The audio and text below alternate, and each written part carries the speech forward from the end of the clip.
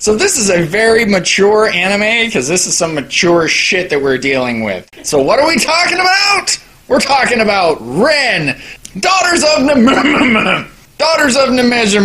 Mnemosyne.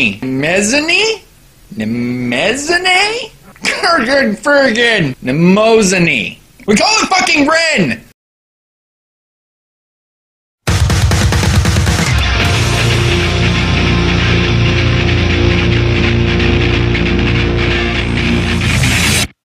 So what's dirty, green, and wears glasses? RIN. RIN is dirty, green, and wears glasses. God, she's filthy. Not Kermit. Kermit's fine. RIN's filthy. First time you see her, she's butt-ass naked. We don't know why. She's just running up these stairs naked, getting shot at. I don't know what's going down in 1990 in Shinjuku. Shit's going down. The opener caught my eye right off the bat because it starts and the music is amazing. And that's why I stuck around. I was like, alright, if the music's this good, the anime at least gets a shot. And it was great. It's confusing. It's very sexual. Wow. We're talking like NC-19. 17, you're too young for this bullshit. You almost got to be able to drink. You better be able to go to war. It starts off just normal 1990s film noir. Kind of detective, Magnum P.I., only I'm immortal. So RIN is a supernatural drama that takes place over the course of about 80 years. It's actually very intricate and starts off in 1990, the next episode's in 1991, and then they jump to 2011, and then they jump many years from that point on. So once you watch RIN the first time, take a cold shower and watch it again. You may not exactly need a cold shower after RIN. You might need a barf bucket. Apos is it's a little weird at the end. The ending is weird. Weird and pervy. Really pervy. We can talk about the high quality animation because they had the budget, because this was basically on the Japanese version of Skinamax. So they had the budget, and it shows in the animation, and frankly the story's actually really engaging. If you want a well-told story with a lot of raunchiness, it's a really good thing to watch. If you can't take it, pussy. So this is not Panty May. Panty May? Mm-mm. This is Dirty May. This is Filthy May. Not hentai. Not quite. Not quite. Really close. But not... No, not exactly. Even though a couple people get raped, a couple people get raped to death, a couple people get raped, eaten to death, there's a lot of death. There's kind of a lot of rape. So in RIN, there's rape, torture, torture rape, and rape torture. And they're all different. So, episode 1, you find out RIN is immortal. And you also find out that there's this giant tree looming in every background, and only she and other immortals can see it. And it's Yggdrasil, the tree of life. I don't know. They don't really explain it. They call it Yggdrasil. If you know anything about Yggdrasil, you know that's the tree of life. But they don't go into that. It's Yggdrasil, and it spawns time fruits. Those little pollen things that are just like going through her. Episode 1, she like sticks her hand out and goes, whoop. It's a time fruit. That's a terrible name. Summary of a time fruit in Yggdrasil. Live stream. Done. But if one goes into you and you have a vagina, you become immortal. And if one goes into you and you have a penis, you turn into a psycho with wings.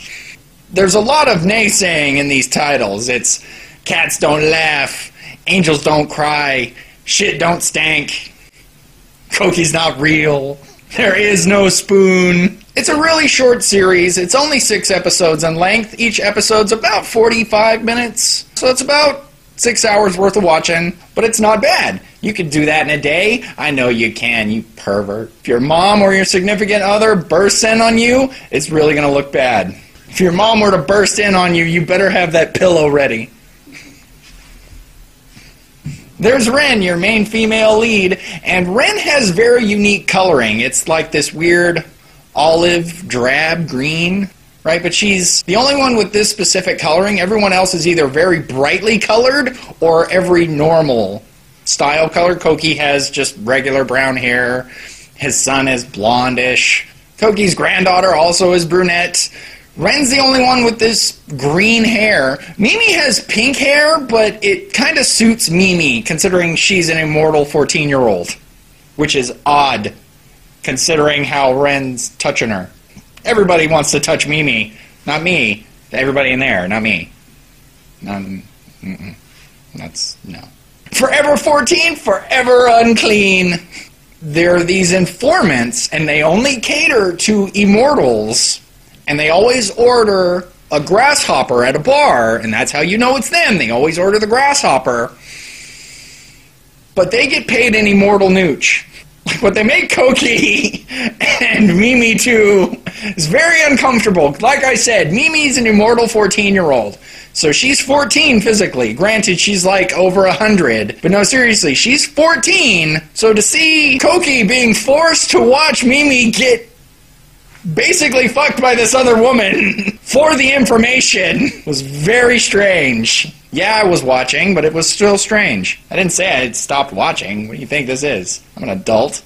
And Ginta! Poor Ginta! She didn't deserve that. Episode 4, she gets blasted in the face with a machine gun. Poor Ginta! It spans all these years, and you don't notice that the dog is constant as well. You're just assuming it's only humans that time fruit affects. No, seriously. The dog's immortal. You meet Laura in episode 1. You don't know her name till like episode 4. Episode 5, even. Her name is Laura. She's a bitch. You don't like Laura. God, you don't like Laura. You meet Apos. Apos is also a little dick, or a little puss. Apos is a herm. Pick an offensive phrase.